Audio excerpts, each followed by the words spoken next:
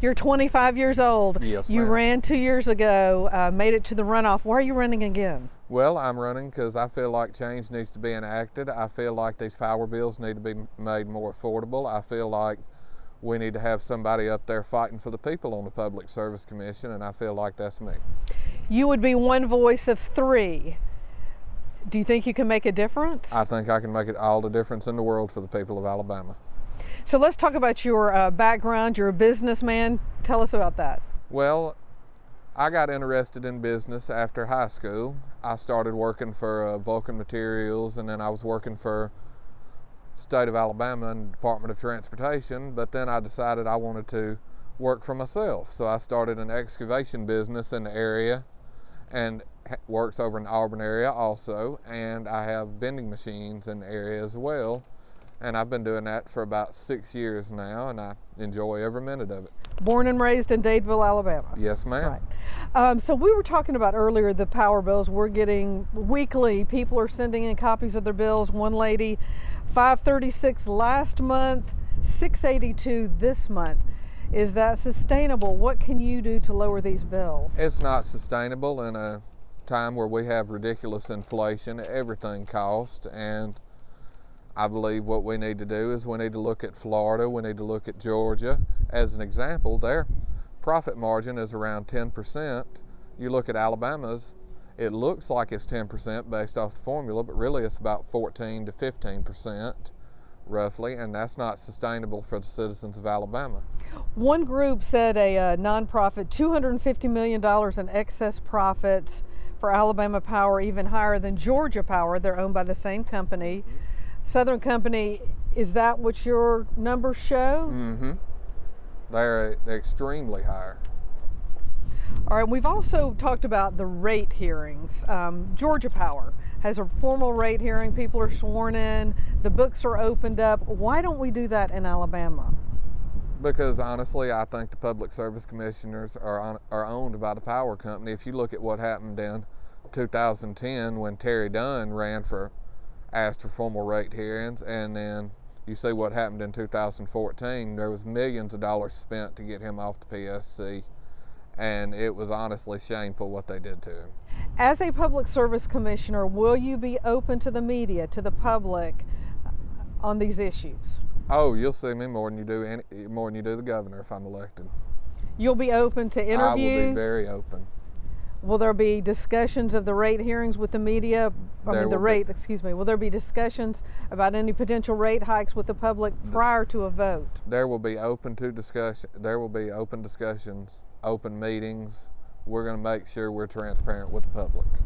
Let's talk about the solar fees. There's a federal lawsuit pending right now about the extra fees that are added onto bills. You have homeowners saying it's not worth it. We can't make enough money back to make that transition. How does that need to change? Honestly, I think we need to end the solar fee. Honestly, I call it a solar tax because that's basically what it is. You're paying Alabama Power for the privilege of going solar, and I believe a tax on the sun is wrong. I believe in more of a free market society where we can make our own choices, whether we want to go with gas, coal, wind, solar. I believe it should be up to the citizen whose house it's at.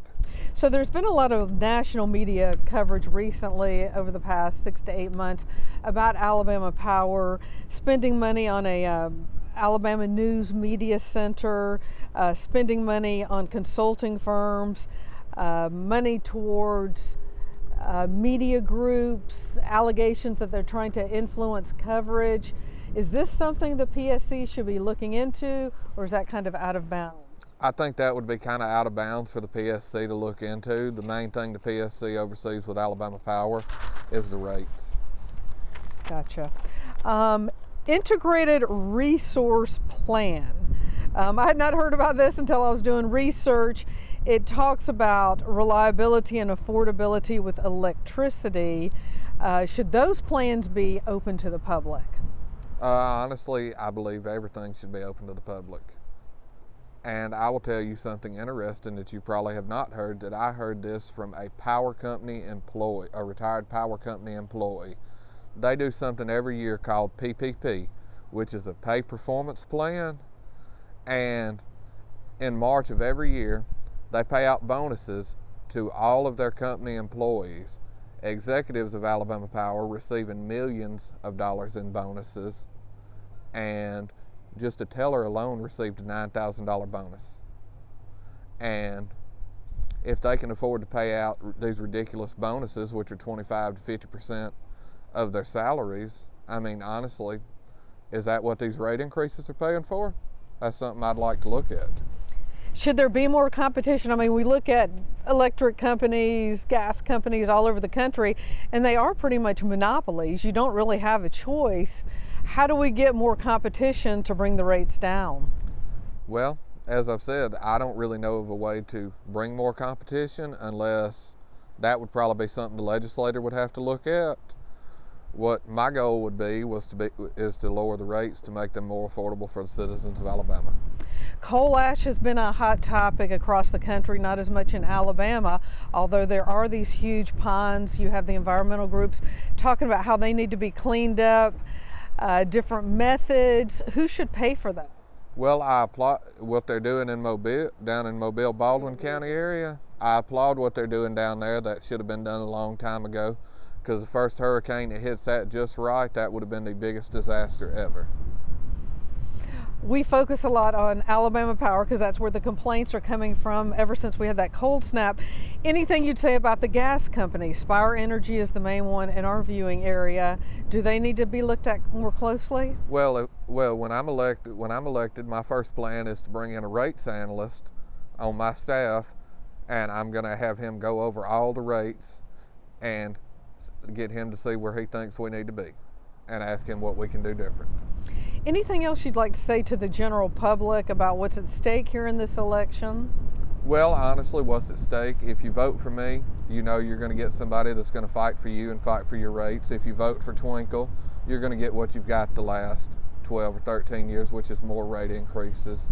Honestly, she does not want to talk about the rate increases.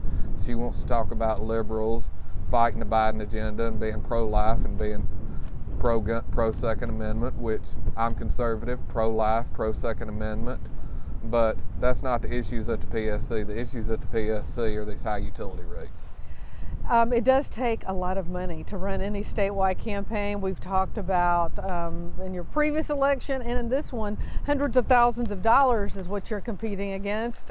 You don't even have tens of thousands of dollars to do TV commercials. How do you get your message out?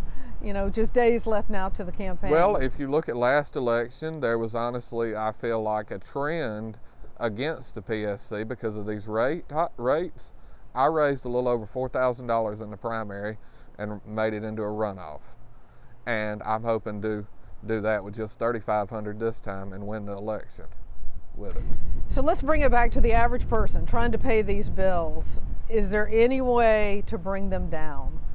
The way to bring them down is to alter the formula that was created by the PSC. Okay. And that's the only way. Honestly the only way you can do it. You have to start by altering that formula. That's the first step to get these bills down, and formal rate hearings and open the books. Do you think before all this with the high bills, people even knew what the Public Service Commission was, what they did? Well, most people, when you go to vote, and before I done my own research on the Public Service Commission, it was a down ballot race. Didn't really know what it did. Honestly, I went down and just marked a name. But honestly, the Public Service Commission, in my opinion, is one of the most important races on the ballot because it affects your income every month. And if you want somebody that's going to make your bills affordable, I'm the person to vote for. So of all the races on the ballot, local, state, why did you pick the Public Service Commission? Well, honestly, I saw a need for change there, big change there that needed to happen. And I felt like that is the race I could do the most good in for the people.